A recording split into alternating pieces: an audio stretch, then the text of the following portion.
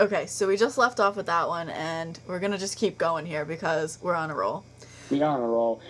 I love this topic. Talking about my friends, it's just hilarious because my friends are like, oh, it's unfair. It needs to be changed. I'm like, and I hate it because like sometimes my friends aren't very accepting of opinion.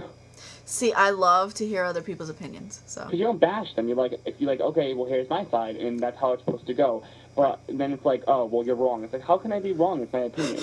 I know, that's why when you talk to people, you have to kind of set up either a debate or this is how it's going to be, this is what I say, I'm not going to listen to you.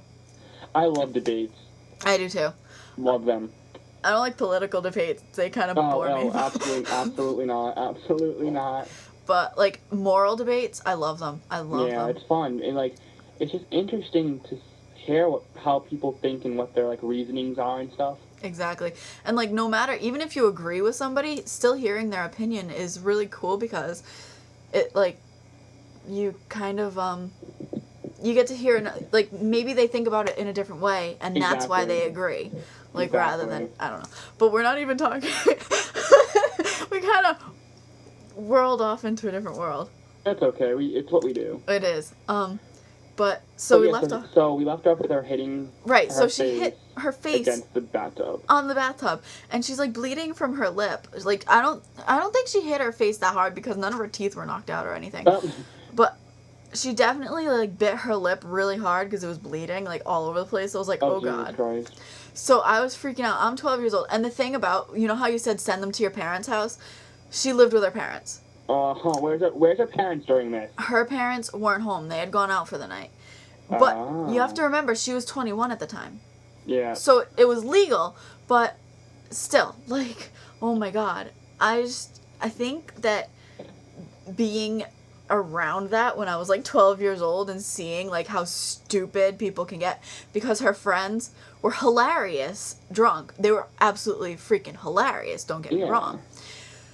But it was still weird because, like, growing up, I grew up, like, they were in their teens when I was little, and I grew up with these people, and, like, I have so many memories of them that it's like, when I saw them like that, it's like, wow, I used to respect you, and now you're kind of just dumb. And that's, like, thinking that at, like, 12 years old. Yeah, exactly. So I think just being around it, like, from younger till, like, growing up and seeing all these different people and how they react differently and stuff, I think it kind of twisted my views a little bit. Well, of course, it's going to. Like, I have an alcoholic grandfather, and of course, I look at him, and I'm like, absolutely not going to end up like you. Right. And it's terrible because, especially when you're drunk, you don't know how, I mean, unless you drink all the time, you don't know how you're going to act. Mm-hmm. And, I mean, like, it's always cool to have, like, the funny drunk or, like, the talkative one, but, like, what about the mean and the abusive drunk? Yeah. But you don't have to be a mean person or an abusive person to have that kind of hidden personality when you're drunk, and it's not fun when you kind of don't know about it and the people around you have to deal with it. Exactly. That was one of the guys that my cousin was friends with. It's ridiculous, like, unacceptable.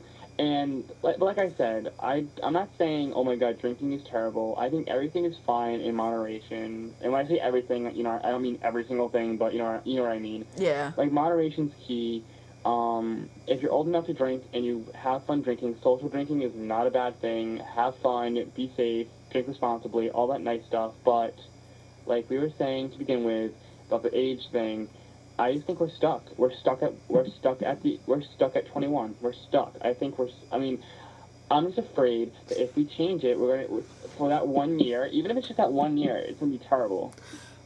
Yeah, I think if idealistically we could make it so that, hey, okay, you're already this age, we know technically you'd be legal, but you can't do it till you're 21 because whatever reason, idealistically it would work. Unfortunately, realistically, it wouldn't at all. Exactly. Because, like, I understand completely when people are like, oh my God, I can be drafted, but I can't drink a beer. And I'm like, well, that's insane. It's ridiculous. I understand. for that reason, I think the drafting age should move up to 21. There you go. That would solve problems. Yeah, it would. And, I mean, I'm sorry, but 18, you're going over to fight a war? At 18... And when you're 18, like, seriously, you got, like, people come, like, even, like, oh, this is going to bring us into another discussion. I can already feel it. Yeah, I know. I'm not pro-war at all. I think wars are stupid. I know that some of the times are inevitable, but, oh, excuse me, I need a drink of water. I think, like psychologically, people are getting screwed up because of things like this. And then they come back, and they have no health insurance. I know. What is that? Sorry again. It's ridiculous. And you think being, like, part of the military, you'd be, like, exempt from things like health insurance. Like when I mean exempt, I mean, like, guaranteed it or something. Right. Yeah. Again, health insurance, another problem I could discuss. Did a whole paper on it. Ridiculous. I don't even want to research it. Again, it's disgusting. It is. You know something else? Oh my god.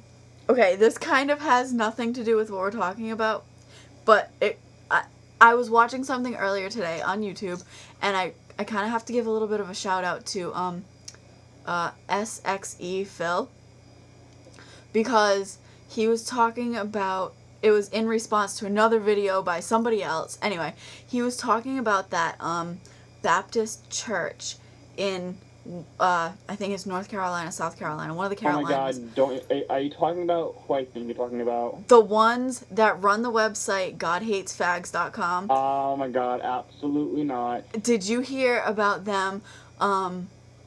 They were picketing soldiers' funerals. Yep. Thank God for dead soldiers. Thank God for AIDS. Thank God for blah freaking blah. You know what? I'm not religious for that reason. Let's discuss. I think there's a higher being. I mean, I'd be stupid not to think that.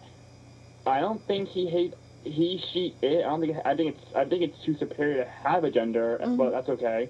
Whatever it is, whatever happens to be, like, up there or around here or in us or whatever, I don't think they hate anybody.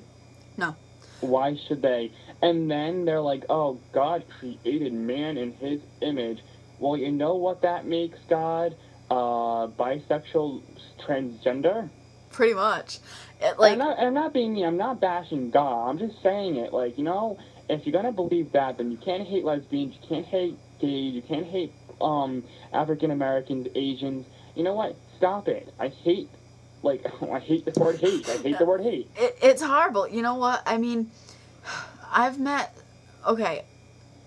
so many people that are so close-minded that it drives me insane. Like, ever since I was little, like, my parents used to make me go to church when I was little. And you know what? Like, that's great. Morals are great. Exactly. And, like, the church teaches morals. Unfortunately, people like to take the Bible, you know, that book that was written by humans, by and man. It's a great piece of fiction. Yeah. They like to take that and try and use it in their defense when, unfortunately, all they're doing is twisting words and making something that's supposed to be this moral guide into their whole way of thinking. And you know what? It was not written in English, people, to begin with. It was translated from various languages. And you know that little saying, lost in translation? It's true. Well, you know what? It applies to the Bible, too. And just so you know, everybody has their own way of interpreting things. It doesn't mean your way is the only way, which means it also applies to the Bible, which means that just because you say it means one thing does not mean it means it. Exactly. And the other thing is that... Oh my god, we've definitely switched topics. Yeah, we have. And how long are we going on? We're at 9:33. Pausing it now. We'll be back, people. We'll be back. We will be back. Hold on one second.